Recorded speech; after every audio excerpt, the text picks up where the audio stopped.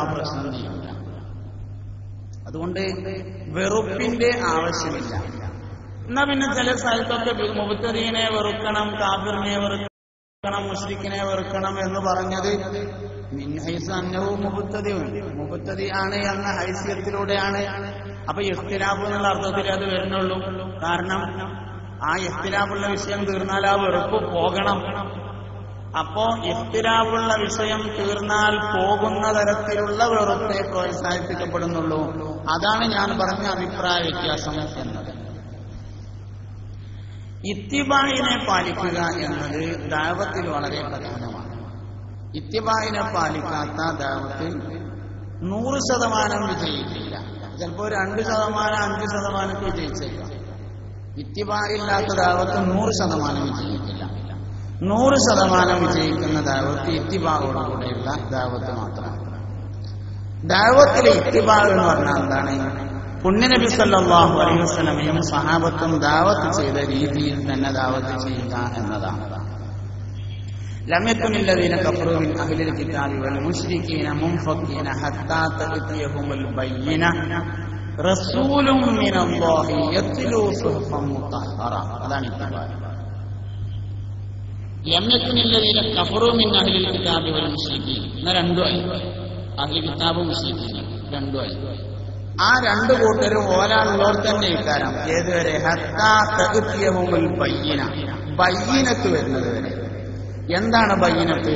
റസൂലും മിനല്ലാഹ്, അല്ലാഹുവിങ്കൽ നിന്നുള്ള ഒരു ദൂതൻ.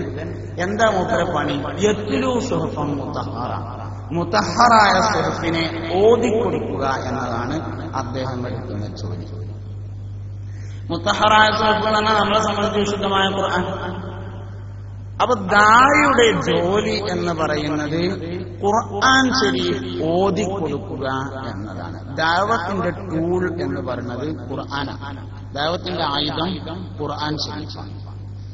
പുണ്യനബി സല്ലല്ലാഹു അലൈഹി വസല്ലമ തങ്ങളുടെ മുഅ്ജിസത്തുകളുടെ കൂട്ടത്തിൽ ഏറ്റവും പ്രസിദ്ധമായ, ഏറ്റവും പ്രചാരത്തിലുള്ള, ഏറ്റവും വലിയ മുഅ്ജിസത്ത് അതാണ് വിശുദ്ധമായ ഖുർആൻ ശരീഫ്. അതുകൊണ്ട് മുശ്രിക്കിന്റെയും അഹ്ലി കിതാബിന്റെയും ഇടയിൽ ദഅവത്ത് നടത്തുമ്പോൾ ഖുർആൻ ഓതിക്കൊടുക്കുക എന്നതാണ് ഏറ്റവും പ്രധാനമായിട്ടുള്ള കാര്യം. മുശ്രിക്കീങ്ങളോട് ഓതാൻ പറ്റിയപ്പോൾ 1-2 ആയത്ത് നമ്മൾ സെലക്ട് ചെയ്ത് വെക്കണം. അഹ്ലി കിതാബിനോട് ഓതാൻ പറ്റിയ 1-2 ആയത്ത് അതും സെലക്ട് ചെയ്ത് വെക്കണം. ഇനി അത് പറ്റൂലെങ്കിൽ 2 കൂട്ടരും കൂടി ഓതാൻ പറ്റിയ ഏതൊരു ആയത്ത് സെലക്ട് ചെയ്താൽ മതി. സെലക്ട് ചെയ്യാന്ന് പറഞ്ഞാൽ കമ്പ്യൂട്ടറോ സെർച്ചിങ് ഒന്നും വേണ്ട, നമ്മൾക്കൊക്കെ അറിയണ തന്നെ. ബിസ്മില്ലാഹിർ റഹ്മാനിർ റഹീം. ഖുൽ ഹുവല്ലാഹു അഹദ് അല്ലാഹുസ് സമദ് ലം യലിദ് വലം യൂലദ് വലം യകുൽ ലഹു കുഫുവൻ അഹദ്. അപ്പൊ ഇനിയിപ്പോ ദഅവത്ത് നടത്താനുള്ള ആയത്തിന് ഇവിടുന്ന് പോയിട്ട് പഠിച്ചുണ്ടാക്കാണ്ടെന്നൊന്നും കരുതേണ്ട ആവശ്യമില്ല. ദഅവത്ത് നടത്താനുള്ള ആയത്ത് ഏതാണെന്നൊന്ന് തിരിച്ചറിയൽ മാത്രമേ ആവശ്യമുള്ളൂ. അത് ഖുൽ ഹുവല്ലാഹു അഹദ് എന്നുള്ള ആയത്താണ്. എല്ലാരോടും ഓതാം. ചില ആൾക്കാർ മനസ്സിലാക്കിയ എന്താ വെച്ചാൽ മറ്റുള്ളവരുടെ ആശയത്തെ എതിർക്കലാണ് ദഅവത്ത് എന്നതാണ്. അല്ല, നമുക്ക് പറയാനുള്ളത് പറയലാണ് ദഅവത്ത്.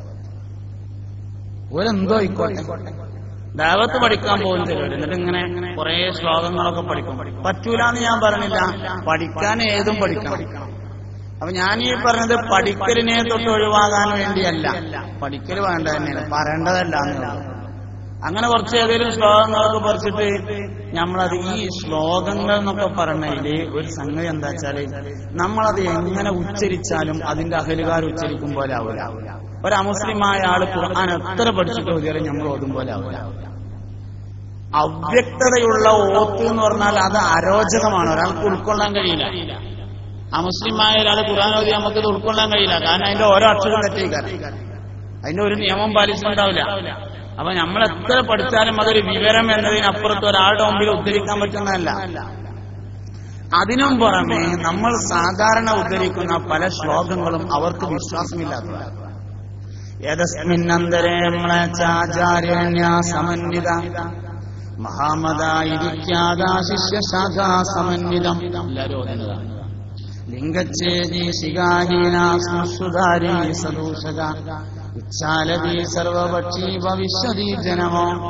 എല്ലാവരും എന്നിട്ട് നമ്മളിങ്ങനെ ഉഷാറായിട്ട് പറയും കൽക്കി അവതാരത്തെ കുറിച്ച് ഭവിഷ്യൽ പുരാണത്തിലുണ്ട്. ഈ ഭവിഷ്യൽ പുരാണം എന്ന് പറയുന്ന ഒരു പുരാണം തന്നെ ഇല്ല എന്നാണ് ഹൈന്ദവരുടെ വിശ്വാസം. പിന്നെ നമ്മളതിലുണ്ട് കണ്ട കാര്യം എന്താ? ഖുർആനില്ലാത്തൊരു കാര്യം, ഖുർആനിലില്ലാത്ത ഒരു സൂറത്ത് ഖുർആനിലുണ്ട്, എന്നിട്ട് അതിലുണ്ട് എന്ന് പറഞ്ഞാൽ എങ്ങനെ ഉണ്ടാവും? ഭവിഷ്യൽ പുരാണം എന്ന പുരാണത്തിൽ തന്നെ അത് മുഗളന്മാരുടെ കാലഘട്ടത്തിൽ സംസ്കൃതം അറിയാവുന്ന ചില ആളുകൾ കെട്ടിയുണ്ടാക്കിയതാണെന്നാണ് ഭാരതീയരുടെ വിശ്വാസം. എന്നിട്ട് അത് നിൽക്കുന്നുണ്ട്, അതിലുണ്ട് എന്ന് നമ്മൾ പറഞ്ഞാൽ ഏതുപോലെ വെച്ചാല് മമ്പർത്ത് പോണ ആൾക്കാർക്ക് മമ്പർത്ത് തങ്ങൾക്ക് സ്വയമായി നമ്മളെ സഹായിക്കാൻ കഴിവുണ്ട്, അള്ള കൊടുത്തതല്ലാതെ കഴിവുണ്ട് എന്ന് ഞമ്മക്ക് വിശ്വാസമുണ്ട് എന്ന് അടിച്ചേൽപ്പിക്കുന്ന മുത്തരികളെ പോലെയുള്ള വർത്തമാനം. മുത്തരികളെ വർത്തമാനം മമ്പർത്ത് പോണവർക്കൊക്കെ മമ്പർത്ത് തങ്ങൾക്ക് അള്ള കൊടുത്ത കഴിവല്ലാത്തുണ്ട് എന്ന് നമുക്ക് വിശ്വാസം ഉണ്ട്. നമ്മളല്ലേ അത് പറയേണ്ടത്? നമ്മൾ പറയുമ്പോൾ നമുക്ക് അങ്ങനെ വിശ്വാസം ഇല്ല, അള്ള കൊടുത്ത കഴിവല്ലേ ഉള്ളൂ, അതാണ് നമ്മളെ വിശ്വാസം. അതുപോലെ നമ്മളെ എല്ലാം അടിച്ചേൽപ്പിക്കും നിങ്ങൾക്ക് അങ്ങനെ വിശ്വാസം ഉണ്ട്, നമ്മളില്ല എന്ന് പറഞ്ഞാലും ഉണ്ട്, അങ്ങനെ ഒരു വിശ്വാസം ഞങ്ങൾക്കില്ല അല്ല ഉണ്ട് എന്നതുപോലെയാണ് ഭവിഷ്യൽ പുരാണത്തിന് മുഹമ്മദ് നബി എന്ന് പറഞ്ഞിട്ടുണ്ട് എന്ന് പറഞ്ഞാൽ അങ്ങനെ ഒരു പുരാണം തന്നെ ഉണ്ട് എന്ന വിശ്വാസം അവർക്കില്ല. ഞാനിത് പറയുമ്പോൾ പറഞ്ഞാൽ അത് പഠിക്കരുത് എന്നതിന് അർത്ഥമല്ല, എല്ലാരും പഠിക്കേണ്ട തന്നെയാണ്. ഞാനിത് പഠിച്ച് രണ്ടുപേര് ചെല്ലിയോണ്ടാണ് അങ്ങനെ ഒന്നും ഇല്ല എന്ന് പറയുമ്പോൾ നിങ്ങൾക്ക് വിശ്വാസം വരുന്നത്. ഇല്ലെങ്കിലോ അത് മുമ്പർക്ക് അറിയാത്തോണ്ട് പറഞ്ഞതേ തോന്നുള്ളൂ, അതാണ് സംഗതി. അപ്പൊ പഠിക്കണതിന് എതിരല്ല, പ്രയോഗത്തിൽ അതിന്റെ ആവശ്യമില്ല. ദാവത്ത് നടത്താൻ വേണ്ടി അള്ളാഹു ഇറക്കി തന്നിട്ടുള്ള ഉപകരണം എന്ന് പറയുന്നത് വിശുദ്ധ ഖുർആനാണ്. ഇനി അതിന്റെ പരിഭാഷക്ക് അത്ര ഈജാസ് ഉണ്ടാവില്ല. പരിഭാഷ പറയണം, അതെന്തിനാന്ന് വെച്ചാല് ഒരു തഖീദിന് വേണ്ടിയിട്ടാണ്. നമുക്ക് രണ്ടാമത്തെ ഒന്നും കൂടി ഓതാനുള്ള ചാൻസിന് വേണ്ടിയിട്ട് പരിഭാഷ പറയാം. ഖുർആന്റെ ഈജാസ് അതിന്റെ അറബി ശബ്ദത്തിൽ തന്നെയാണ്. അപ്പോ ശരിക്ക് ഖുൽ ഹുവല്ലാഹു അഹദ് എന്ന സൂറത്ത് ഓതി കേൾപ്പിക്കുക എന്നതാണ് മുശ്രിക്കിന്റെയും അഹ്ലു കിതാബിന്റെയും ഇടയിൽ ദഅവത്ത് നടത്തുന്നതിൽ ഏറ്റവും പ്രധാനമായിട്ടുള്ള കാര്യം. കുറച്ചും കൂടി ആഴത്തിലേക്ക് പഠിക്കാൻ വേണ്ടി ശ്രമിക്കുകയാണെങ്കിൽ ഓരോ ആളുകൾക്കും ഓതിക്കൊടുക്കാവുന്ന ആയത്തുകൾ ഖുർആനിൽ നിന്ന് വേറെ വേറെ തിരഞ്ഞെടുക്കാവുന്നതാണ്. അതിനെന്താ വഴി? അമുസ്ലിങ്ങൾക്കിടയിലുള്ള ദഅവത്ത് ഞാൻ പറഞ്ഞിട്ടോ, മേലപ്പുറം ഒന്നുമില്ല, കുറച്ചുകൂടി ആഴത്തിൽ പഠിക്കാം എന്നൊരാൾക്ക് തോന്നണമെന്നില്ല എങ്കിൽ ഓരോ വിഭാഗത്തോടും ഓതിക്കൊടുക്കാനുള്ള ആയത്ത് ഖുർആനിൽ നിന്ന് പ്രത്യേകം തിരഞ്ഞെടുക്കാം. അതെങ്ങനെ തിരഞ്ഞെടുക്കാം? ഖുർആനിൽ ധാരാളം സ്ഥലങ്ങളിൽ ഇന്ന ഫീ ദാലിക ലആയത്തൻ എന്ന പ്രയോഗം ഉണ്ടാവും. ഇന്ന ഫീ ദാലിക ലആയത്തൻ ലിഖൗമിൻ യഅഖിലൂൻ, ഇന്ന ഫീ ദാലിക ലആയത്തൻ ലിഖൗമിൻ യസ്മഊൻ, ഇന്ന ഫീ ദാലിക ലആയത്തൻ ലിഖൗമിൻ യഅലമൂൻ യുഅ്മിനൂൻ യതദബ്ബറൂൻ. ഇങ്ങനെ ഒരുപാട് പ്രയോഗങ്ങളുണ്ടാവും. അത് മൊത്തെടുത്താൽ നന്നായി, അല്ലെങ്കിൽ അതിൽ മൂന്നെണ്ണം എടുക്കുക. ഒരു യഅഖിലൂൻ എടുക്കുക, ഒരു യസ്മഊ എടുക്കുക, ഒരു യഅലമൂൻ എടുക്കുക. ഇത് മൂന്നും കൂടി സൂറത്തുർ റൂമിലുണ്ടാവും. സൂറത്തുർ റൂമിന്റെ ഒരു 20ാമത്തെ ആയത്തിൽ നിന്ന് നിങ്ങൾ പഠിച്ചാൽ, ഒരു 5-6 ആയത്ത് പഠിച്ചാൽ ഇത് മൂന്നും കിട്ടും. യഅഖിലൂൻ, യഅലമൂൻ, യസ്മഊൻ. യഅഖിലൂൻ എന്ന് പറഞ്ഞതൊരു വിഭാഗക്കാരാണ്. ഇന്ന ഫീ ദാലിക തീർച്ചയായും ഈ പറഞ്ഞതിൽ ഉണ്ട്, ആയത്തിന് ദൃഷ്ടാന്തമുണ്ട്. ലിഖൗമിൻ യഅഖിലൂൻ, യഅഖിലൂൻ വിഭാഗത്തിൽപ്പെട്ട ഖൗമിന് ഇപ്പറഞ്ഞതിൽ ദൃഷ്ടാന്തമുണ്ട്. എപ്പറഞ്ഞതിൽ? അതിന് തൊട്ട് മുമ്പ് ഒരു വിഷയം പറഞ്ഞിട്ടുണ്ടാവും. ആ വിഷയത്തിൽ യഅഖിലൂൻ ഉദാഹരണമായിട്ട് യഅഖിലൂൻ ഇന്ന ഫീ ഖൽഖിസ് സമാവാതി വൽ അർളി വഖ്തിലാഫിൽ ലൈലി വൻ നഹാർ, അതാണ് ഇതിന് തൊട്ട് മുമ്പത്തെ വിഷയം. അപ്പൊ ഖൽഖുസ് സമാവാതി വൽ അർളി ഇഖ്തിലാഫുൽ ലൈലി വൻ നഹാർ എന്നതിൽ യഅഖിലൂൻ എന്ന വിഭാഗക്കാർക്ക് ദൃഷ്ടാന്തമുണ്ട് എന്ന് പറയുമ്പോ യഅഖിലൂൻ വിഭാഗക്കാർക്ക് ഓതിക്കൊടുക്കേണ്ട ആയത്ത് ഇതാണെന്ന് കിട്ടും. അങ്ങനെയാകുമ്പോ ഈ ആയത്ത് ഓതണമെങ്കിലുള്ള പശ്ചാത്തലമൊരുക്കാൻ ഈ ആയത്തിൽ പറഞ്ഞ വിഷയം സംസാരിച്ചാൽ മതി എന്ന് കിട്ടും. അപ്പൊ ഈ ആയത്ത് ഓതണമെങ്കിൽ ഇഖ്തിലാഫുൽ ലൈലി വൻ നഹാറിനെ കുറിച്ച് സംസാരിക്കണം. അപ്പൊ ഒരാളോട് പരിചയപ്പെട്ട് പേരും നാടൊക്കെ ചോദിച്ച് അങ്ങനെ വർത്താനം പറഞ്ഞതിന്റെ ഇടയിൽ ഇഖ്തിലാഫുൽ ലൈലി വൻ നഹാർ എന്നതിലേക്കോ ഖൽഖുസ് സമാവാതി വൽ അർളി എന്നതിലേക്കോ വിഷയം കൊണ്ടുവന്നാൽ വിശുദ്ധ ഖുർആനിൽ ഇങ്ങനെ പറഞ്ഞിട്ടുണ്ട് എന്ന് നമുക്ക് ഓതി കൊടുക്കാൻ പറ്റും. ഉദാഹരണമായിട്ട് ഞാൻ പറഞ്ഞാണ്, ഒന്ന് യഅഖിലൂൻ, ഒന്ന് യഅലമൂൻ, ഒന്ന് യസ്മഊൻ.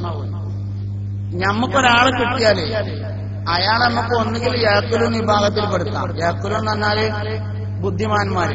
ഇമാന്മാര് എന്ന് പറഞ്ഞാല് പല നിലക്കും ഉണ്ടാവും. ഒന്ന് ഒറിജിനലായിട്ട് ബുദ്ധിയുള്ള ആള്, അങ്ങനെ ഉണ്ടാവും. ചിലത് ബുദ്ധിയുള്ളതായി അഭിനയിക്കുന്ന ആള്, അതും ഉൾപ്പെടുത്താം. ചിലത് പിന്നെ ചിന്തകന്മാർ എന്നാണ്ട് ബാഗൊക്കെ തൂക്കിയാണ്ട് കഞ്ചാവ് കളിച്ചാൽ നടത്തുന്ന കുറെ ആൾക്കാരുണ്ട്, അതും ഉൾപ്പെടുത്തിക്കൊണ്ട്. ഒരാളെ കിട്ടിയാൽ ഇത് മൂന്നിലൊന്നിൽ പെടുത്തുക എന്നുള്ളതാണ്. പെടുക എന്നതിനേക്കാൾ പെടുത്തുക. പെടണമെങ്കിൽ നമ്മൾ ഇത്തരത്തിലുള്ള എല്ലാ ആഴത്തും പഠിക്കേണ്ടി വരും. അത് വേണ്ട, പെടുത്തിയാൽ മതി. യസ്മൗൻ വിഭാഗം എന്നാലാ കേൾക്കുന്ന ആൾക്കാർ. കേൾവി രണ്ടു തരത്തിലുണ്ടാവും. ഒന്ന് കേട്ട് മനസ്സിലാക്കുന്ന കേൾവിക്കാരുണ്ട്, രണ്ടു കൂടെ കേട്ടാണ് ഇതിൽ കൂടെ വിടുക. അങ്ങനത്തെ ചില ആൾക്കാരുണ്ടാവും. ബസ് സ്റ്റാൻഡിൽ ഇങ്ങനെ, ബസ് സ്റ്റോപ്പിൽ ഇങ്ങനെ ഇരിക്കും, ഏത് പൊതുയോഗമാണെങ്കിലും കേൾക്കും. ലീഗിന്റെയാണെങ്കിലും മാർക്സിസ്റ്റിനാണെങ്കിലും കോൺഗ്രസിനാണെങ്കിലും ബി ജെ പിനും ഒക്കെ തൊഴിലും വെച്ചാണ് ഇങ്ങനെ നോക്കിക്കും. ഇതിൽ കൂടെ കേട്ടാണ് ഇതിൽ കൂടെ ഇങ്ങനെ വിടും. അത് യസ്മൗനിൽ പെടുത്താം. യാലമൂനില് വിവരമുള്ളവരും പെടുത്താൻ പറ്റും, വിവരം പഠിക്കുന്നവരും പെടുത്താം. ഡോക്ടർമാർ, എഞ്ചിനീയർമാരൊക്കെ യാലമൂനിൽ പെടുത്താം. അല്ലെങ്കിൽ മൂന്നെണ്ണെ നമുക്ക് അറിയില്ല, ഒന്നേ അറിയുള്ളൂ നിർത്തുക. എന്നാ കിട്ടിയ ആളാവോ ഒന്നെണ്ണേന്ന് വെച്ചാൽ മതി. ദേവത്ത് നടത്താൻ തോനെ പഠിക്കാനൊന്നുമില്ല, ഉള്ളത് വെച്ചിട്ടാണ് ദേവത്ത്. ഒരാൾക്ക് അറിയാം, യസ്മൗനാണ് അറിയാം. യസ്മൗന് വളരെ സുഖമുണ്ട്. ബഹുമാനപ്പെട്ട യൂസുഫ് നബി അലൈഹി ഇസ്ലാമിന്റെ കഥ പറഞ്ഞിടത്ത് യസ്മൗൻ പ്രയോഗിച്ചിട്ടുണ്ടാവും. യൂസുഫ് നബി അലൈഹി ഇസ്ലാമിന്റെ ചരിത്രം പറഞ്ഞിടത്ത് അപ്പൊ വളരെ എളുപ്പമുള്ളതാണ്. സംസാരമൊക്കെ വളരെ ഉഷാറിട്ടാണ്. ആ ആയത്തിന് പഠിച്ചില്ല. എന്നിട്ട് യൂസുഫ് നബി അലൈഹി ഇസ്ലാമിന്റെ കഥയിലേക്ക് സംസാരം കൊണ്ടുവന്നിട്ട് ഖുർആനിൽ ഇങ്ങനെ പറഞ്ഞിട്ടുണ്ടെന്ന് ഓതി കൊടുത്താൽ മതി. ഖുർആൻ ഓതി കൊടുക്കുന്നതോടുകൂടി മറ്റുള്ളവർക്ക് സംസാരം മെല്ലെ മെല്ലെ കുറഞ്ഞു വരും. അപ്പൊ പിന്നെ നമ്മള് പ്രധാനമായും 3 കാര്യങ്ങളെയാണ് മുസ്ലിങ്ങൾക്ക് പരിചയപ്പെടുത്തി കൊടുക്കേണ്ടത്. ഒന്ന്, അള്ളാഹുവിന്റെ തൗഹീദ്, അള്ളാഹു ഒരുവനാണ്, തൗഹീദ്. രണ്ടാമത്തേത് മുഹമ്മദ് നബി സല്ലല്ലാഹു അലൈഹി വസല്ലം തങ്ങളെ കുറിച്ച്. 3, ദുനിയാവ് കഴിഞ്ഞാൽ ആഖിറം എന്ന ഒന്നുണ്ട് എന്നത്. അതിപ്പോ ഞങ്ങൾക്കും വിശ്വാസമുണ്ട് എന്ന് പറയും ചിലർക്ക്. ഇസ്ലാമിന്റെ തൗഹീദും മറ്റുള്ളവരുടെ തൗഹീദും തമ്മിലുള്ള ഒരു വ്യത്യാസം. നമ്മുടെ തൗഹീദ് ലാ ഇലാഹ ഇല്ലല്ലാഹ് എന്ന തൗഹീദല്ല. എല്ലാം മനസ്സിലാക്കിട്ടോ. നമ്മുടെ തൗഹീദ് ലാ ഇലാഹ ഇല്ലല്ലാഹ് എന്നതല്ല, ലാ ഇലാഹ ഇല്ലല്ലാഹ് മുഹമ്മദുർ റസൂലുള്ളാഹ് എന്നതാണ് നമ്മുടെ തൗഹീദ്. അപ്പൊ നമ്മുടെ തൗഹീദ് എന്ന് പറഞ്ഞാൽ ചിലപ്പം പലരും പറയും അതൊക്കെ ഞങ്ങൾക്കും വിശ്വാസമുണ്ട്, ഒക്കെ പടച്ചവൻ വരാൻ തന്നെ ഉള്ളൂ എന്നൊക്കെ പറയും. ലാ ഇലാഹ ഇല്ലല്ലാഹ് എന്നത് മാത്രമല്ല നമ്മുടെ തൗഹീദ്. നമ്മുടെ തൗഹീദ് ലാ ഇലാഹ ഇല്ലല്ലാഹ് മുഹമ്മദുർ റസൂലുള്ളാഹി എന്നതാണ്. മുഹമ്മദ് നബി സല്ലല്ലാഹു അലൈഹി വസല്ലം ഏതൊരു അള്ളാഹുവിന്റെ റസൂലാണോ ആ അള്ളാഹു അല്ലാതെ യഥാർത്ഥത്തിൽ ആരാധിക്കാൻ അർഹനില്ല എന്നതാണ് നമ്മുടെ തൗഹീദ്. മുഹമ്മദ് നബി സല്ലല്ലാഹു അലൈഹി വസല്ലം ഏതൊരു അള്ളാഹുവിന്റെ റസൂലാണോ ആ അള്ളാഹു അല്ലാതെ യഥാർത്ഥത്തിൽ ആരാധിക്കാൻ അർഹനില്ല. അങ്ങോട്ട് വരാറില്ല. അതുകൊണ്ട് നമുക്ക് നമ്മളെ കുറിച്ചാണ് വളരെ കൃത്യമായ ബോധം ഉണ്ടായിരിക്കേണ്ടത്. അപ്പൊ അമുസ്ലിങ്ങളായ ആളുകൾക്കിടയിൽ പ്രധാനമായും നമ്മൾ എടുക്കേണ്ട ഒരു രീതി എന്ന് പറയുന്നത് അതാണ്. അമുസ്ലിങ്ങൾ എന്ന് പറഞ്ഞത് 2-3 നിരക്കുണ്ടാവുന്നതാണ്. നമ്മൾ സാധാരണ പരിചയപ്പെടുന്നതില് മതമുള്ളവരുണ്ടാവും, മതമില്ലാത്തവരുണ്ടാവും. മതമുള്ളവർ 2 തരത്തിലാവും, ഹിന്ദുക്കളും ക്രിസ്ത്യാനികളും. മതമില്ലാത്തൊരു വിഭാഗക്കാരുണ്ട്. മതമില്ലാത്ത വിഭാഗക്കാര് എന്ന് പറയുന്നത് ഒന്നുകിൽ സർവമത സത്യവാദികളായിരിക്കും, എല്ലാ മതവും ശരി തന്നെയാണ് എന്ന് വാദിക്കുന്നവരാണ്. അല്ലെങ്കിലോ ഒരു മതവും ശരിയല്ല എന്ന് വാദിക്കുന്ന ആൾക്കാർ. എല്ലാ മതവും ശരിയാണെന്ന് വാദിക്കുന്ന ആളാണെങ്കിലും ഒരു മതവും ശരിയല്ല എന്ന് വാദിക്കുന്ന ആളാണെങ്കിലും തൗഹീദിന്റെ 2ാം ഭാഗത്തെയാണ് ആദ്യം സംസാരിക്കേണ്ടത്. മുഹമ്മദുർ റസൂലുള്ളാഹ് എന്നതാണ് ആദ്യം സംസാരിക്കേണ്ട വിഷയം. നമുക്കിപ്പോ മീസാന്, ഹിസാബ്, ജന്നത്ത്, നാറ് അതിലൊക്കെ ഈമാ വന്നത് മുഹമ്മദ് നബി സല്ലല്ലാഹു അലൈഹി വസല്ലമയിൽ ഈമാ വന്നോണ്ടാണ്. നമ്മളാരും സ്വർഗം കണ്ടിട്ടില്ല, നരകം കണ്ടിട്ടില്ല, ഹൗദും സിറാത്തും ഒന്നും കണ്ടിട്ടില്ല. നമുക്ക് ഈമാൻ ഉണ്ട് അല്ലേ? മുഹമ്മദ് നബി സല്ലല്ലാഹു അലൈഹി വസല്ലമയിൽ ഈമാൻ ഉണ്ട്. മുഹമ്മദ് നബി സല്ലല്ലാഹു അലൈഹി വസല്ലമയിൽ ഈമാൻ വരുമ്പോഴാണ് അള്ളാഹുവിൽ ഈമാൻ വരുന്നത്. ജന്നത്തിലും നാറിലും ഹിസാബിലും മീസാനിലും ഒക്കെ ഈമാൻ വരുന്നത്. അതുകൊണ്ട് മതമില്ലാത്തവരോ എല്ലാ മതവും ശരിയാണെന്ന് വാദിക്കുന്നവരോ ഒരു മതവും ശരിയല്ല എന്ന് വാദിക്കുന്നവരോ ആയ നിരീശ്വരവാദികളോ സർവമത സത്യവാദികളോ ആണെങ്കിൽ മുഹമ്മദ് നബി സല്ലല്ലാഹു അലൈഹി വസല്ലമയെ പരിചയപ്പെടുത്തുന്ന ഭാഗമാണ് ആദ്യം സംസാരിക്കേണ്ടത്. അങ്ങനെ വരുമ്പോ ആയത്ത് മാറ്റേണ്ടി വരും. ഏതായത്ത്?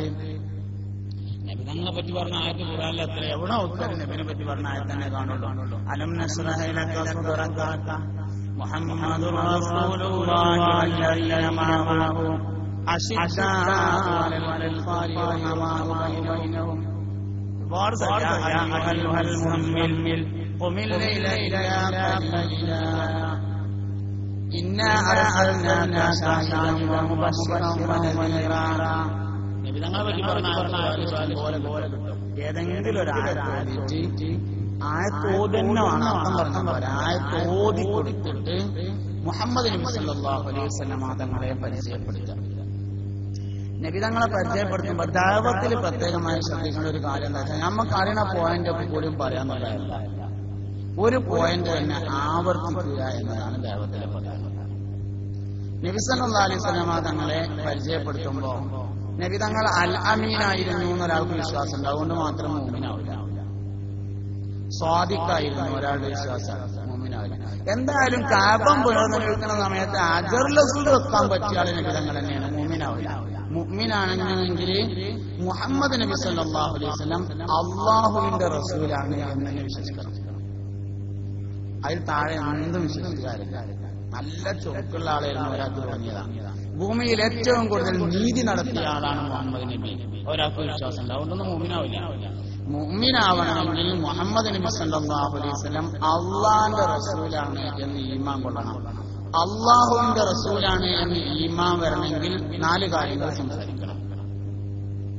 അർസലം ബി അറബി ഫാഖാന ബിസ്സദ്ഖി വത്തബീഗി വല്ലമാന. 4 കൂടി വേണമെന്നില്ല, ഏതെങ്കിലും ഒന്ന് സംസാരിച്ചാൽ മതി. ഉദാഹരണമായിട്ട് നബി തങ്ങളുടെ അമാനത്താണ് നമ്മൾ സംസാര വിഷയമാക്കുന്നത് നോക്കുക, എന്നാ അതന്നെ സംസാരിച്ചാൽ മതി. ആ അല്ലാഹുവിന്റെ റസൂലിന്റെ അമാനത്ത് തന്നെ സംസാരിക്കുക.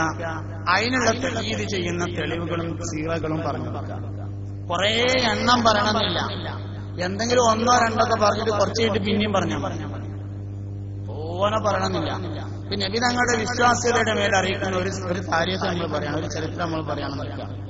എന്നാലും ഒന്ന് പറഞ്ഞു കഴിഞ്ഞു പിന്നെ കുറച്ചു നേരം ഉണ്ടായിരുന്നില്ല, ആ പറഞ്ഞതിന് പിന്നെയും പറഞ്ഞാൽ മതി. 4 പോയിന്റ് പറഞ്ഞാൽ 4ൽ നിന്നും തിരിച്ച് ചോദ്യം ചോദിക്കാം. ഒരു പോയിന്റാ പറഞ്ഞാൽ വന്നില്ലെങ്കിൽ ആ ഒരു പോയിന്റ് നിന്ന് ചോദ്യം ചോദിക്കാൻ കഴിയുള്ളൂ, ചോദ്യം അവസാനിക്കും. എത്ര പോയിന്റ് കുറച്ച് പറയണോ അത്രത്തോളം ചോദ്യം ഉണ്ടാവുള്ളൂ. അപ്പൊ പോയിന്റ് കൂട്ടി പറയാന്നുള്ളതല്ല, പോയിന്റ് കുറച്ച് പറയാന്നുള്ളതാണ് പ്രധാനം. അവിടെ നമുക്ക് പിടിച്ചിരിക്കാൻ കഴിയണ്ടേ, അവിടെ നമ്മൾ മനസ്സിൽ ഒരുപാട് സാധനം ഉണ്ടാവും, അതൊക്കെ കൂടി എന്റെ തുളുമ്പി വരാനൊന്നും പറ്റില്ല ദൈവത്തിൽ. അതിന് ഏറ്റവും നല്ല ഒന്ന് തെരഞ്ഞെടുത്ത് പറയാം, ബാക്കിയുള്ള അവിടെ ഇരിക്കട്ടെ. കുറച്ചേരം നാട്ടിർത്താനൊക്കെ വേണ്ട അതന്നെ പിന്നെയും പറയാം, പിന്നെ അതന്നെ പിന്നെയും പറയാം, പിന്നെ പിറ്റേന്നാണ് കാണണമെങ്കിൽ അപ്പൊ വീണ്ടും അതന്നെ പറയാം. പറയുന്ന പോയിന്റ് തന്നെ കുറെ പ്രാവശ്യം ആവർത്തിച്ച് പറയാൻ വേണ്ടത്. അങ്ങനെ നബി സല്ലല്ലാഹു അലൈഹി വസല്ലം തങ്ങളിൽ അവൻ ആകൃഷ്ടനായാൽ പിന്നീട് നബിതങ്ങൾ പറഞ്ഞ എല്ലാ വിഷയവും അവൻ ആകർഷിക്കും.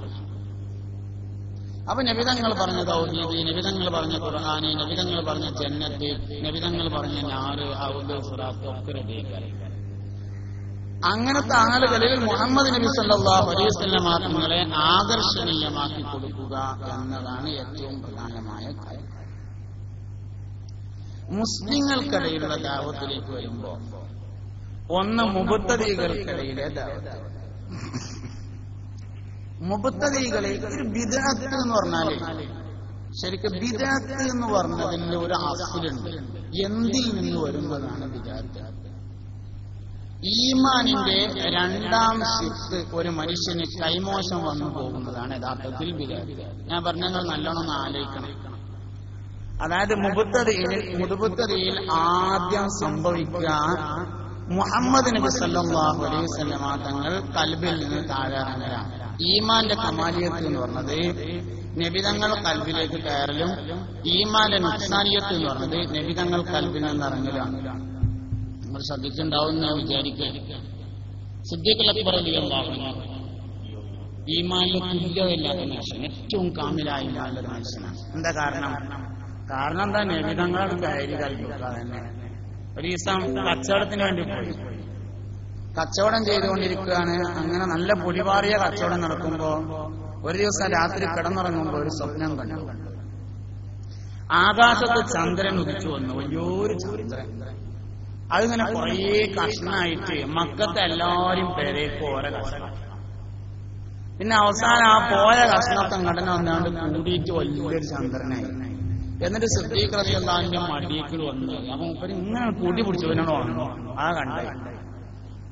അവിടെ ഒരു പുരോഹിതൻ ഉണ്ടായിരുന്നു, ഒരു പഴയകാല പൂർവ്വകാല വേദങ്ങൾ പഠിച്ചവരാ. അയാളെടുത്ത് എന്നിട്ട് പറഞ്ഞു, സാധാരണ ഞാൻ കിനാവൊക്കെ കണ്ടിട്ടുണ്ട്, ഇന്ന് കണ്ട കുറച്ച് ഗൗരവമുള്ളതാണ്. എന്തേ കണ്ടു ചോദിച്ചു.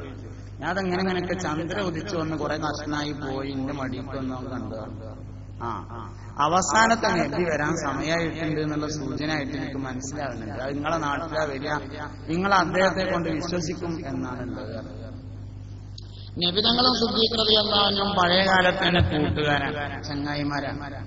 കച്ചവടം കഴിഞ്ഞ് സിദ്ദീഖ് റളിയല്ലാഹു അൻഹു മടങ്ങി വന്നു. മടങ്ങി വരുന്നതും വേറെ കച്ചവടക്കാണ്. കച്ചവടം എന്ന് പറഞ്ഞാൽ രണ്ടു തലക്കും കച്ചവടമാണ്. ഇവിടുന്ന് സാധനങ്ങളൊക്കെ ആയിട്ട് അങ്ങോട്ട് പോകും, അവിടെ കച്ചവടം ചെയ്തിട്ട് ഇവിടെ ഇല്ലാത്ത കുറെ സാധനം വാങ്ങാണ്ട് അവിടെ ഇങ്ങോട്ട് വരും. അത് വന്നാൽ ഇവിടെയും കച്ചവടക്കാണ്. ഇതും തീർന്നാലേ ആ കൊല്ലത്തെ കച്ചവടം അവസാനിക്കുള്ളൂ. അപ്പൊ തിരിച്ചു വന്ന് ഇങ്ങനെ കച്ചവടത്തിനുള്ള ഒരുക്കങ്ങളൊക്കെ നടത്തുമ്പോ അബൂജഹൽ ചെന്നിട്ട് പറഞ്ഞു, അറിഞ്ഞോ ചോദിച്ചു. എന്തേ അറിഞ്ഞില്ലേ? ഇല്ല, ഒന്നും അറിഞ്ഞിട്ടില്ല.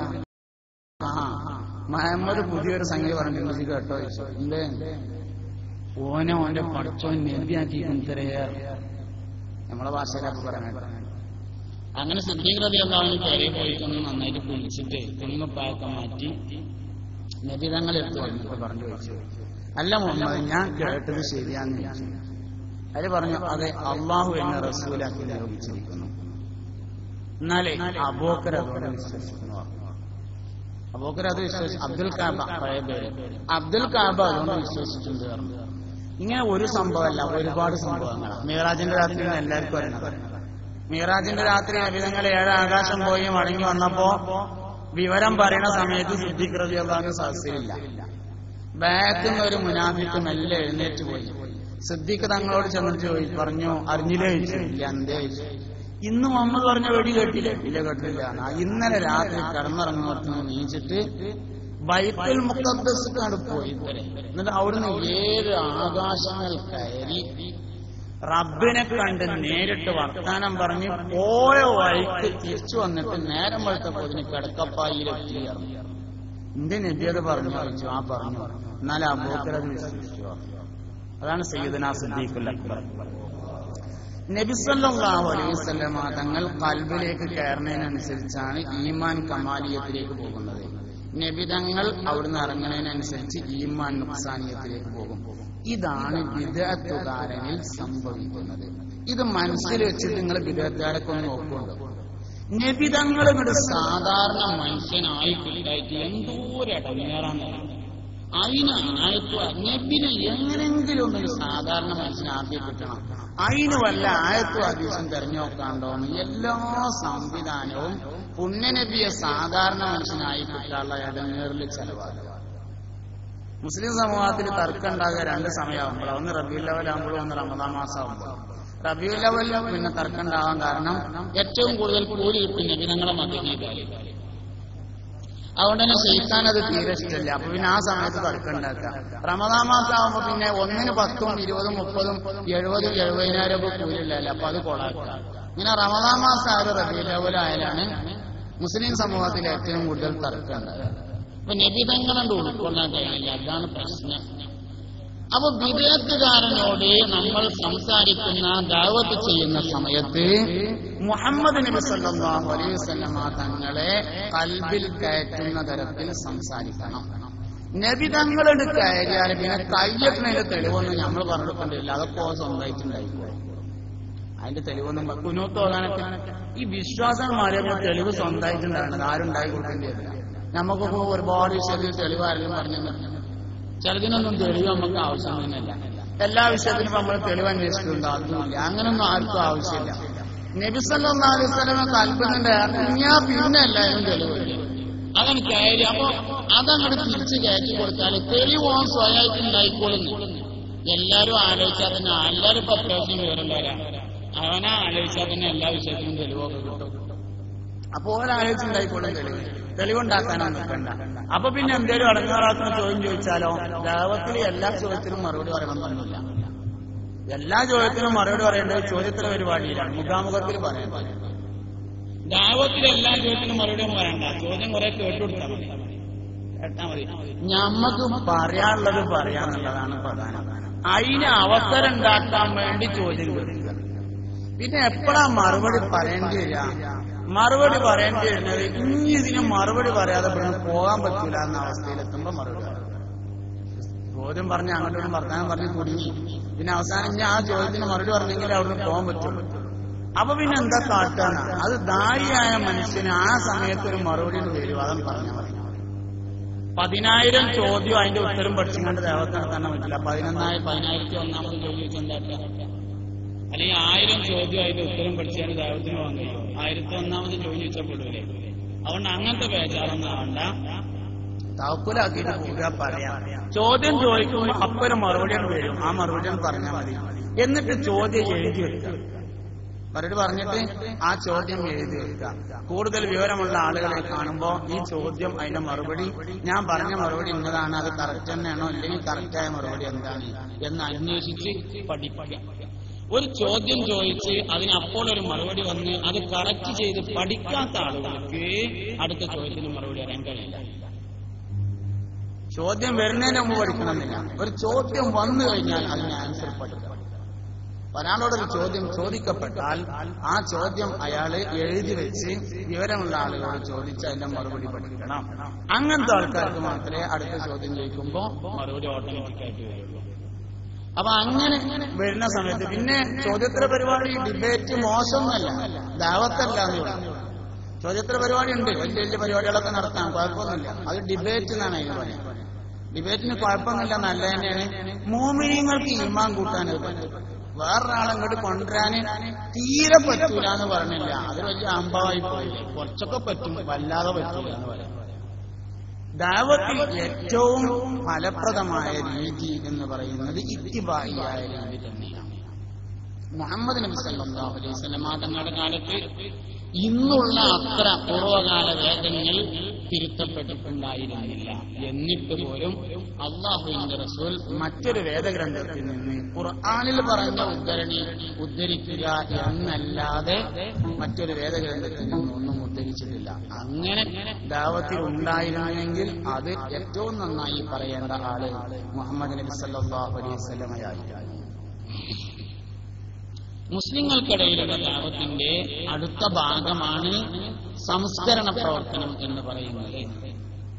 മറ്റൊരാളെ സംസ്കാരത്തിന്റെ നന്മയുടെ വഴിയിലേക്ക് കൊണ്ടുവരാം. നന്മയുടെ വഴിയിലേക്ക് മറ്റൊരാളെ കൊണ്ടുവരാന്ന് പറഞ്ഞാലും ഖുർആൻ ഓതിക്കൊടുക്കുക എന്നുള്ള രീതി തന്നെയാണ് സ്വീകരിക്കേണ്ടത്.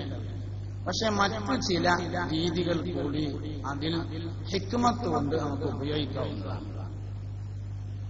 ഒരാള് കേടുവരാൻ എന്തെങ്കിലുമൊക്കെ ഒരു കാരണം ഉണ്ടാവും. ഒരാള് കേടുവരാൻ, ഒരാള് കള്ളുടിയാനായി, ഒരാള് വ്യഭിചാരിയായി, അല്ലെങ്കിൽ ഒരാള് കൊള്ളക്കാരനായി, അതിനെന്തെങ്കിലുമൊക്കെ ഒരു കുരുത്തക്കേടുണ്ടാവും. വെറുതെ അല്ല, മിക്കവാറും കുരുത്തക്കേട് ഉമ്മാനിട്ട് വെച്ചേക്കാരം. മിക്കവാറും ആൾക്കാരെ കുരുത്തക്കേട് ഉമ്മാനിട്ട് വെച്ചേക്കാരം. അപ്പോ കുരുത്തക്കേട് കാണുന്ന ആൾക്കാരോട് സംസാരിക്കാൻ പറ്റിയ ഏറ്റവും നല്ല വിഷയം ഉമ്മാനെ പറ്റിയിട്ടാണ്. ഒന്നുകിൽ ഓന്റെ അമ്മാനെ പറ്റി പറയാം, അല്ലെങ്കിൽ നമ്മളെ അമ്മാനെ പറ്റി പറയാം. രണ്ടും പറയാം. ഓന്റെ അമ്മാനെ പറ്റി അറിയിച്ചത് പറയാം, അല്ലെങ്കിൽ നമുക്ക് നമ്മളെ അമ്മാനെ പറ്റി അതല്ല, നമ്മൾ നമ്മളെ അമ്മാനെ പറ്റി പറഞ്ഞാൽ മതി. ഉമ്മയെ കുറിച്ചുള്ള സംസാരം. ബഹുമാനപ്പെട്ട ഔസുല്ലാദമിന്റെ കയ്യാൽ ആദ്യം തൗബ ചെയ്ത ആൾക്കാർ ഒരു വലിയ കൊള്ളസംഘാണ്. അവരോട് ഉമ്മനെ പറ്റിയാ പറ്റിയ, അവരോട് ഉമ്മനെ പറ്റിയല്ല പറഞ്ഞത്. എന്റെ അമ്മ എന്നോട് ഉണരരുത് പറഞ്ഞിരുന്നു എന്നാണ് പറഞ്ഞത്. അപ്പൊ ഉമ്മ എന്ന് പറയുന്നത് വലിയൊരു സന്ദേശമാണ്. ഉമ്മാനോട് തെറ്റും കേടരും, ഉമ്മാനോട് തെറ്റും കേടരും. ദുന്യാവും തന്നെ ഇറങ്ങാറാകുന്ന ഏറ്റവും വലിയൊരു തെറ്റാണ് ഉമ്മാനോട് പിണങ്ങുക എന്ന് പറയുന്നത്. അപ്പൊ മിക്കവാറും വൃത്തികേട് കാണുന്ന ആൾക്കാർ ഉമ്മാനായിട്ട് വേണ്ടത്ര യോജിപ്പുണ്ടാവില്ല. ഇനി അല്ല, ഉമ്മാനായിട്ടോ യോജിപ്പുണ്ടെങ്കിലും ആ യോജിപ്പ് ഒന്നുകൂടെ കൂട്ടി കൊടുത്താലോ ഉണ്ടാവും. ഉണ്ട്, വലിയ കുഴപ്പമൊന്നുമില്ല. കുഴപ്പമൊന്നുള്ള ആളല്ല, അവന്റെ എന്തെങ്കിലും വല്ല മോശത്തിലൊക്കെ കാണുന്നുണ്ടെങ്കിൽ ഉമ്മാനായിട്ടുള്ള ബന്ധം ഒന്നുകൂടി കൂട്ടി കൊടുത്താൽ മതി. ഉമ്മയോടുള്ള ബന്ധം ഒരു മനുഷ്യനെ നഫ്സുൽ ഫിത്റ എന്ന അവസ്ഥയിലേക്ക് എത്തിക്കും. നഫ്സുൽ ഫിത്റ എന്ന് പറഞ്ഞാൽ ശുദ്ധ പ്രകൃതം. ഉമ്മയുടെ മടിയിൽ കിടന്ന് ഉമ്മയുടെ താലോലിക്കൽ കേട്ട് ഉമ്മയുടെ മുല കുടിക്കുമ്പോൾ ഒരു മനുഷ്യനുണ്ടാകുന്ന പ്രകൃതത്തെയാണ് നഫ്സുൽ ഫിത്റ, ശുദ്ധ പ്രകൃതം എന്ന് പറയുന്നത്. നമ്മളെല്ലാരും കേടുവരാൻ തുടങ്ങിയത് വർത്താനം പറയാൻ തുടങ്ങിയെന്നാണ്. വർത്താനം പറയാൻ തന്നെ നമ്മൾ ഏകദേശം 2 വയസ്സ് കഴിഞ്ഞിട്ടാണ് എല്ലാവരും സംസാരിക്കാൻ തുടങ്ങുന്നത്. വർത്താനം പറയാൻ തുടങ്ങുന്നതാണ് എല്ലാവരും കേട്ടത്. അതിന്റെ മുമ്പ് ആരും ശത്രുക്കളില്ല, ആരോടും എതിർപ്പില്ല, എല്ലാവരോടും പുഞ്ചിരിക്കും, എല്ലാവരെയും നന്മയുടെ വക്താക്കളായി കാണും. ഇങ്ങനെയാണ് എല്ലാ മനുഷ്യന്റെ അവസ്ഥ. ഒരു മനുഷ്യനും ജന്മനാ നുണ പറയാൻ കഴിയില്ല, ജന്മനാ കട പറയാൻ ആർക്കും അല്ലാഹുവിലെ കൈവന്നിട്ടില്ല. ജനിക്കുമ്പോ നമ്മളൊക്കെ സത്യം പറയുന്നവരാണ്, എല്ലാവർക്കും സത്യം പറയാൻ പറ്റുള്ളൂ. പാപ്പ അവിടെ ഉണ്ടെങ്കിൽ ഉണ്ട് എന്ന് പറയും, ഇല്ലെങ്കിൽ ഇല്ല എന്ന് പറയും. ഉണ്ടായിട്ടില്ല എന്ന് പറഞ്ഞെങ്കിൽ നേരത്തെ പറഞ്ഞിട്ടുണ്ട്, അല്ല പറയാം. അപ്പൊ ജനിക്കുമ്പോൾ കളവ് പറയാൻ ആർക്കും കഴിയില്ല, പിന്നീട് പഠിച്ചിട്ടുണ്ടായിരുന്നില്ല. ആ പഠിത്തം തുടങ്ങിയത് വർത്തമാനം പറയാൻ തുടങ്ങിയത് മുതലാണ്. അതിന് മുമ്പ് പഠിപ്പുണ്ടായിരുന്നില്ല. സംസാരം തുടങ്ങുന്നതിന് മുൻപ് ഒരു മനുഷ്യനുണ്ടാകുന്ന പ്രകൃതത്തെയാണ് നഫ്സുൽ ഫിത്ര എന്ന് പറയുന്നത്. ആ നഫ്സുൽ ഫിത്രയിലേക്ക് ഒരാളെ തിരിച്ചു പോകാൻ പറ്റും ഉമ്മയോട് കണക്ട്. ജില്ലാകലക്കാണെങ്കിലും മാതാവിന്റെ അടുത്തേക്ക് എത്തിയാൽ നഫ്സുൽ ഫിത്രയിലേക്ക് പോകും. പ്രധാനമന്ത്രിയാണെങ്കിലും എത്ര വലിയ ആളാണെങ്കിലും മാതാവിന്റെ അടുത്തേക്ക് ഒരു മനുഷ്യൻ എത്തുമ്പോൾ ഉണ്ടാകുന്ന മാനസിക തലത്തെയാണ് നഫ്സുൽ ഫിത്ര. അപ്പൊ ഒരു മനുഷ്യൻ എത്ര ദൂരം സഞ്ചരിച്ചിട്ടുണ്ടെങ്കിലും അവന്റെ ഉമ്മയുമായി കണക്ട് ചെയ്ത് കൊടുക്കുക. സ്വന്തം ഉമ്മയിലേക്ക് കണക്ട് ചെയ്യാൻ കഴിയുന്നില്ലെങ്കിൽ വലിയ ഉമ്മയിലേക്കും വാപ്പയിലേക്കും കണക്ട് ചെയ്യാം. അന്ത ഉമ്മുൻ അം അബു മാ റഅയ്നാ ഫീഹിമാ മിസ്ല ഹുസ്നിക ഖത്തു യാ സയ്യിദി ഖൈറൻ നബിയ്യ സ്വലാത്തു والسلام على الرسول الشفيع الأبطالي والحبيب العربي. ഉമ്മക്ക് ഉമ്മാകാൻ മാത്രമേ കഴിയുള്ളൂ, വാപ്പാക്ക് വാപ്പാകാൻ മാത്രമേ കഴിയുള്ളൂ. ഒരാൾക്ക് ഒരേ സമയം വാപ്പയും ഉമ്മയുമാകാൻ കഴിയുമെങ്കിൽ അത് മുഹമ്മദ് നബി സല്ലല്ലാഹു അലൈഹി വസല്ലം തങ്ങൾക്ക് മാത്രമാണ്. തങ്ങൾക്ക് അല്ലെങ്കിൽ വാപ്പയും ഉമ്മയും നമ്മളെ സ്വർഗ്ഗത്തിൽ ഇങ്ങോട്ട് കൊടുക്കുകയാണ്. പുണ്യനബി സല്ലല്ലാഹു അലൈഹി വസല്ലം നമ്മളെ സ്വർഗത്തിലേക്ക് അങ്ങോട്ട് കൊണ്ടുപോകാനുള്ള അവസാന വഴിയും അന്വേഷിച്ചുകൊണ്ടിരിക്കുക.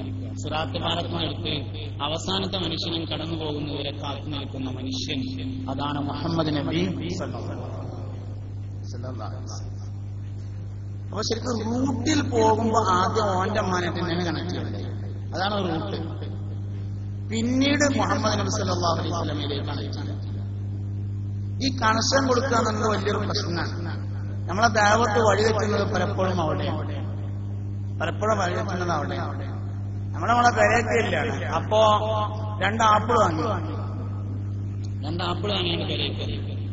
അപ്പൊ നമ്മളെ മോനും ഉണ്ട്, തൊട്ടപ്പുറത്ത് ഗോപാലന്റെ മോനും ഉണ്ട്. അവിടെ ഒന്ന് നമ്മളെ മോനും കൊടുത്തു, ഒന്ന് ഗോപാലന്റെ മകനും കൊടുത്തു. അപ്പൊ നമുക്ക് മനസ്സിൽ തോന്നിയത് ആജയിൽ തരക്കടില്ലാന്ന് ഓനെ വിചാരിക്കട്ടെ, അല്ലെങ്കിൽ ഓൻ പെരയിൽ പോയി പറയട്ടെ എന്ന് തോന്നി. ഇവിടെ കണക്ഷൻ ആരിലേക്കാണ്? ആജയിലേക്കാണ്. നേരെ മറിച്ച് അത് കൊടുക്കുന്ന സമയത്ത് മോനെ മുഹമ്മദ് നബി സല്ലല്ലാഹു അലൈഹി വസല്ലം ഇങ്ങനെയായിരുന്നു എന്ന് പറഞ്ഞാൽ കണക്ഷൻ മദീനയിലേക്കായി. ഈ കണക്ഷൻ കൊടുക്കുന്നതാണ് പലപ്പോഴും പ്രയോഗിച്ചത്. തന്നിലേക്ക് കണക്ഷൻ കൊടുത്താൽ അതിൽ യാതൊരു എഫക്റ്റും ഉണ്ടാവില്ല.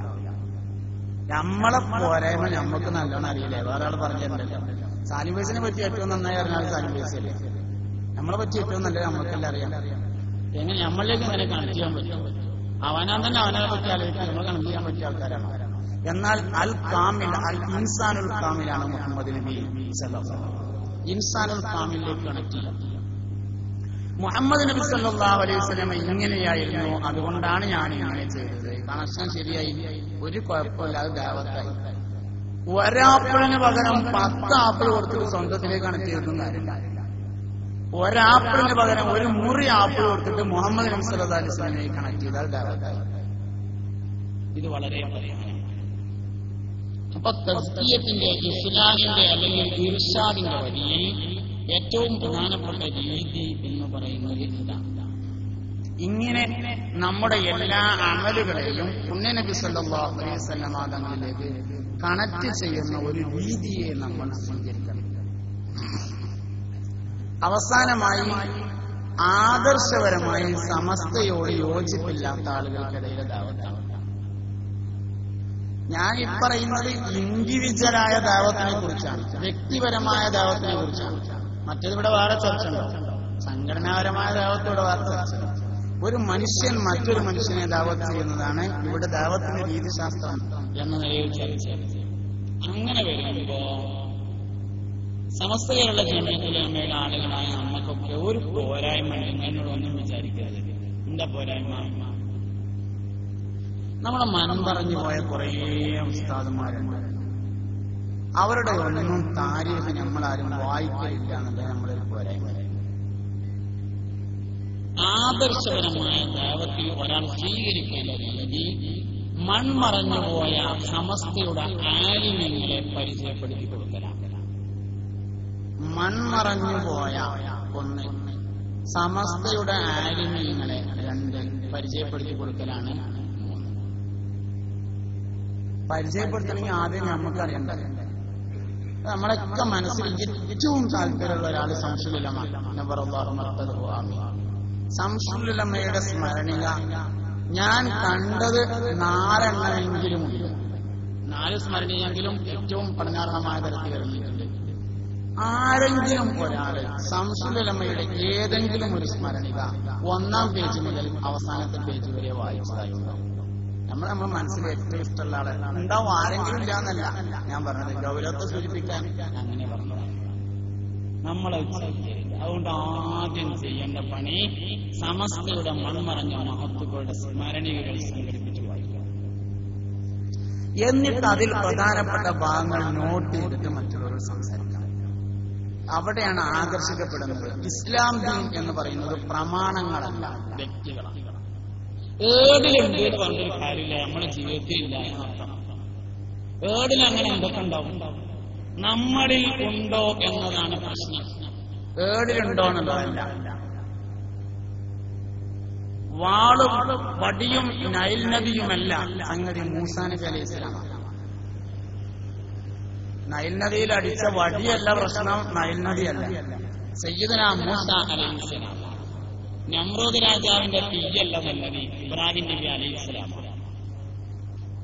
അതുകൊണ്ട് ഏടിലുള്ളതല്ല, നമ്മളിൽ ഉണ്ടാവണം. അതിന് നമ്മൾ നമ്മളെ പഠിക്കണം. മറഞ്ഞുപോയ മൺമറഞ്ഞുപോയ മഹത്തുക്കളായ സമസ്തയുടെ ആലിമ്യങ്ങളെ കുറിച്ച് പഠിച്ചിട്ട് അതിൽ ആകർഷണീയമായി തോന്നുന്ന സംഭവങ്ങൾ മറ്റുള്ളവരോട് പറയും.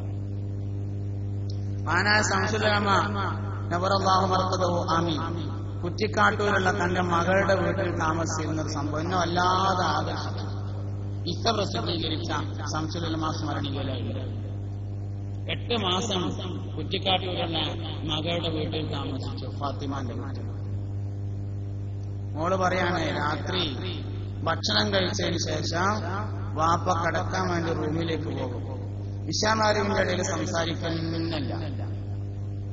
ഇശാ നിസ്കാരം കഴിഞ്ഞ് ഭക്ഷണം കഴിക്കാൻ വന്നിരിക്കുമ്പോഴാണ് കുട്ടിയോടൊക്കെ വർത്തമാനം പറയാൻ.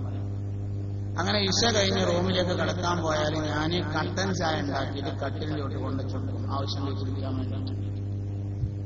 രാത്രി എനിക്ക് ഉറക്കം വരാതിരിക്കുമ്പോൾ ഞാൻ മെല്ലെ എഴുന്നേറ്റ് ഉപ്പാന്റെ റൂമിന്റെ അടുത്ത് നിന്ന് വാതിലിന്റെ വിടവിലൂടെ നോക്കുമ്പോ കട്ടിലിൽ പടിഞ്ഞാണ്ട് തിരിഞ്ഞിരുന്ന് തസ്ബീഹും ദിക്റും ചെല്ലുന്ന ഉപ്പയെ കാണാം. ഞാൻ പോയി മെല്ലെ കിടക്കും. 2 മണിക്കൂറോ 1 മണിക്കൂറോ കഴിഞ്ഞ് ഞാൻ വീണ്ടും എഴുന്നേറ്റ് മെല്ലെ ചെന്ന് വാതിലിന്റെ വിടവിലൂടെ നോക്കുമ്പോ ഉപ്പ അതേ ഇരുത്തിയിട്ടുണ്ടാവും. ഞാൻ വാതിൽ തുറന്ന് കട്ടിലോട്ടുള്ള ചായ കുടിച്ചിട്ടുണ്ടോ നോക്കുമ്പോ കുടിച്ചിട്ടുണ്ടാവില്ല. മോളെന്താ അവിടെ എന്ന് ചോദിക്കും. ഉപ്പ ചായ കുടിച്ചോ നോക്കാൻ വേണ്ടി വന്നാന്ന് പറയും. മോളെ ഞാൻ ആവശ്യമുണ്ടേ ചോദിച്ചോണ്ട്. മോള് പൊയ്ക്കോ എന്ന് പറയും.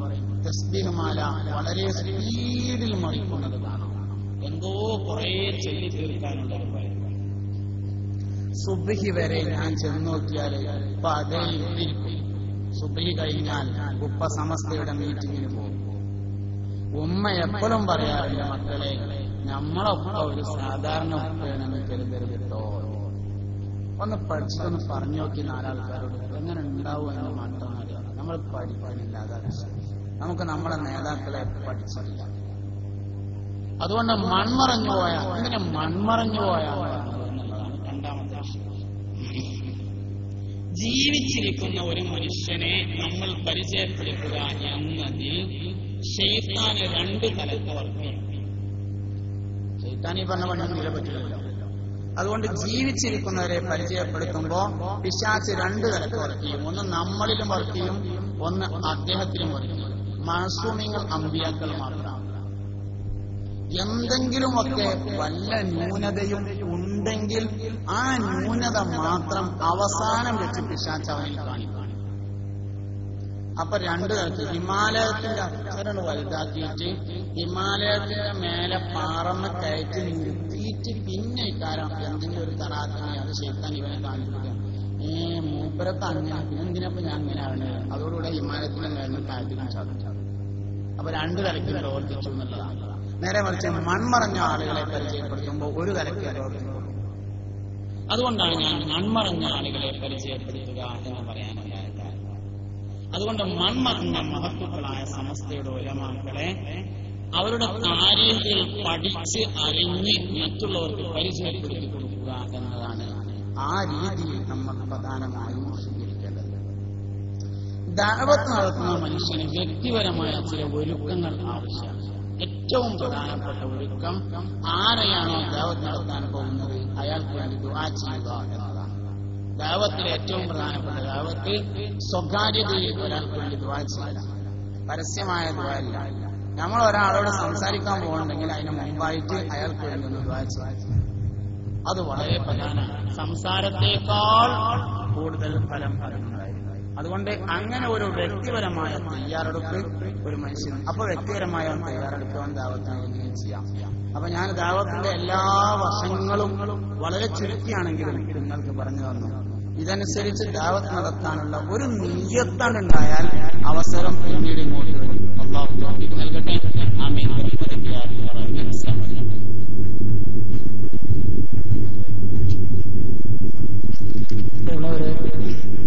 നമ്മുടെ ക്ലാസ്സുകൾ ഇനി രണ്ടാമത്തെ ക്ലാസ് ബഹുമാനപ്പെട്ട ഹബീബ് ഫൈസിയാണ്. സന്നദ്ധ സേവനം എന്നുള്ളതാണ് കൈകാര്യം ചെയ്യുന്നത്.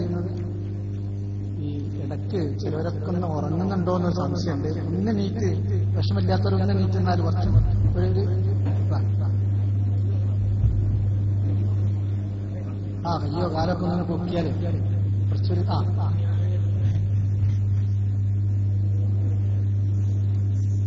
ശരി.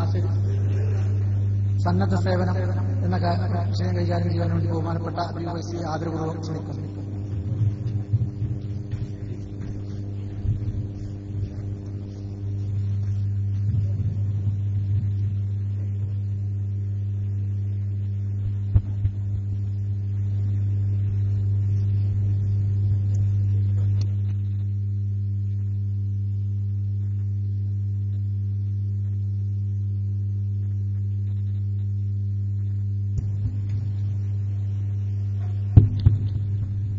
السلام عليكم ورحمة الله وبركاته. الحمد لله رب العالمين والصلاة والسلام على أشرف المرسلين وعلى آله وأصحابه الفائزين برضا الله.